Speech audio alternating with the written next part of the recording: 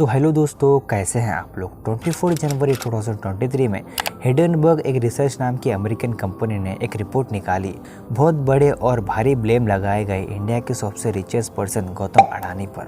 इससे प्रॉब्लम ये हुई कि सिर्फ 3 दिन के अंदर $65 बिलियन का लॉस हुआ अडानी कंपनीज को। जाहिर सी बात है, आप भी जानना चाहेंगे आखिर क्या है इस रिपोर्ट में जो अडानी कंपनीज को $65 बिलियन का लॉस हुआ। और इससे भी इंटरेस्टिंग बात यह है कि हिडनबर्ग को इतना भरोसा है अपनी रिपोर्ट पर, इन्होंने खुलेआम चैलेंज किया है अडानी कंपनी के लीगल टीम्स को। हिम्मत है तो लीगल केस फाइल करके दिखाओ हिडनबर्ग के खिलाफ। अगर हमारी बात पर यकीन नहीं तो हम केस लड़ने के लिए तैयार हैं। चलो, हिडनबर्ग की बात गलत भी हुई तो अडानी को केस करने की भी जरूरत नहीं पड़ेगी, क्योंकि हिडनबर्ग की प्रेडिक्शन गलत हुई तो उन्हें भारी लॉस उठाना पड़ेगा। ऐसा इसलिए कि उन्होंने अडानी के स्टॉक्स की शॉर्ट सेलिंग करी है। शॉर्ट सेलिंग क्या होता है, क्या ये रिपोर्ट पॉलिटिकल मोटिवेटेड है और एग्जैक्टली क्या बताया गया है, तो ये आइए चलिए जानते हैं पूरी कहानी के बारे में।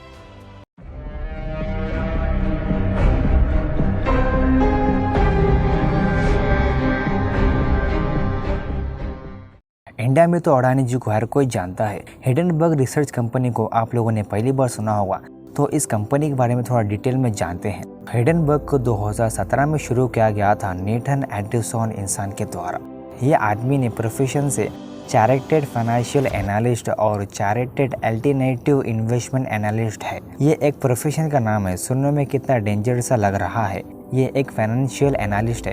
हिडनबर्ग रिसर्च कंपनी का काम है फाइनेंशियल रिसर्च करना। ये कंपनी कहती है कि इनके रिसर्च ऐसा होती है जहां से इंफॉर्मेशन कलेक्ट करना आसान नहीं होती। नेथन एंडरसन की बात करी जाए तो इन्होंने इनकी पढ़ाई यूनिवर्सिटी कॉन्टिकेंट में करी थी। इनकी डिग्री इंटरनेशनल बिजनेस में है। शुरू में इन्होंने इजराइल में एम्बुलेंस ड्राइवर का काम किया था और ये अमेरिका मूव हो गए। अपने फाइनेंशियल करियर की शुरुआत करी थी इन्वेस्टमेंट मैनेजमेंट कंपनी में काम करके। जब इन्होंने हिडनबर्ग कंपनी बनाई साल 2017 में, तो इस कंपनी के नाम के पीछे एक पर्पस था। हिडनबर्ग जो नाम है ये आता है साल 1937 की एक ट्रेजेडी से। बड़े ही पुराने समय की बात है। एक बड़ा सा प्लेन होता था हिडनबर्ग नाम से। ये एरोप्लेन नहीं, एयरशिप थी। ये एयरशिप आज के टाइम पर बहुत कम ही देखने को मिलती है, लेकिन उस जमाने में बहुत कॉमन होती थी। तो हिडनबर्ग नाम की एयरशिप पर आग लग गई एक्सीडेंटली। उस जमाने में 35 लोग मारे गए। नेथन एंडरसन स्टॉक मार्केट में डिजास्टर में 1937 डिजास्टर से कंपेयर कहते हैं और कहते हुए कि यह मैन मेड डिजास्टर है और इन कंपनी का पर्पस इनके राय में स्टॉक मार्केट में हिडनबर्ग डिजास्टर रोकने के लिए है। हिडनबर्ग फाइनेंशियल कंपनी के अलावा एक एक्टिविस्ट टाइप कंपनी भी है। ये एक्टिविस्ट करती है दुनिया की भलाई के लिए। ये दुनिया भर में स्टॉक मार्केट के डिजास्टर देखने को ना मिले, ये एक्टिविज्म करते हैं शॉर्ट सेलिंग के जरिए। तो अब समझते हैं शॉर्ट सेलिंग असल में होता क्या है। नॉर्मली आप किसी भी स्टॉक पर पैसा लगाते हो, वो ऊपर जाएगा तो आपको मुनाफा होगा, प्रॉफिट होगा।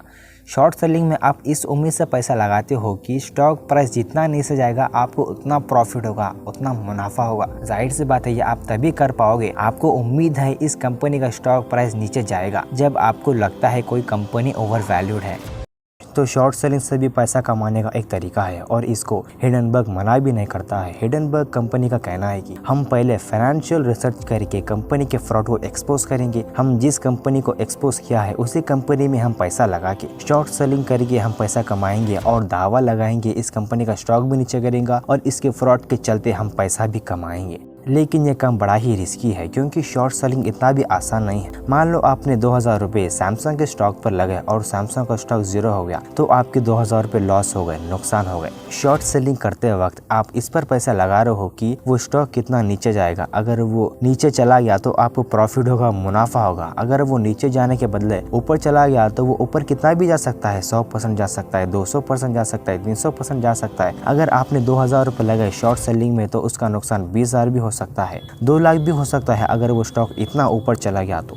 नॉर्मली स्टॉक मार्केट में कहीं ज़्यादा रिस्की काम शॉर्ट सेलिंग में है। अब ये समझ लिए तो चलिए आगे समझते हैं। कुछ साल पहले तक अडानी कंपनी के ऑपरेशंस इतने बड़े नहीं थे और ज़्यादातर गुजरात तक ही लिमिटेड थे, लेकिन पिछले 3 सालों में ज़बरदस्त ग्रोथ देखने को मिली। ग्रोथ इतनी ज़्यादा थी कि अडानी जी वर्ल्ड के तीसरे रिचेस्ट पर्सन बन गए और इनकी नेटवर्क $120 बिलियन पहुंच गई। $120 बिलियन में से $100 बिलियन पिछले 3 साल में आए थे। वो अलग बात है कि हिडनबर्ग की रिपोर्ट निकलते ही ये 4थे नंबर पर पिछले और अब 10वें नंबर पर है अडानी जी। अडानी कंपनीज को $65 बिलियन डॉलर्स का लॉस हुआ है, इंडियन रुपीस में 4 लाख करोड़ के आसपास। तो चलिए जानते हैं अडानी कंपनी को कितने करोड़ का लॉस हुआ है। पहली कंपनी है जिसे सबसे ज्यादा लॉस हुआ है वो है अडानी गैस। 4,27,000 करोड़ की कंपनी नुकसान के बाद रह गई 1,78,000 करोड़, 58% का लॉस। दूसरा है अडानी एंटरप्राइजेस, 3,92,000 करोड़ की कंपनी नुकसान के बाद रह गई 1,80,000 करोड़, 54% का लॉस। तीसरा है अडानी ट्रांसमिशन, 3,07,000 करोड़ की कंपनी नुकसान के बाद रह गई 1,56,000 करोड़, 49% का लॉस। चौथा है अडानी पोर्ट्स, 1,64,000 करोड़ की कंपनी नुकसान के बाद रह गई 1,07,000 करोड़, 34% का लॉस। तो देखते हैं इस खेल में कौन जीता है।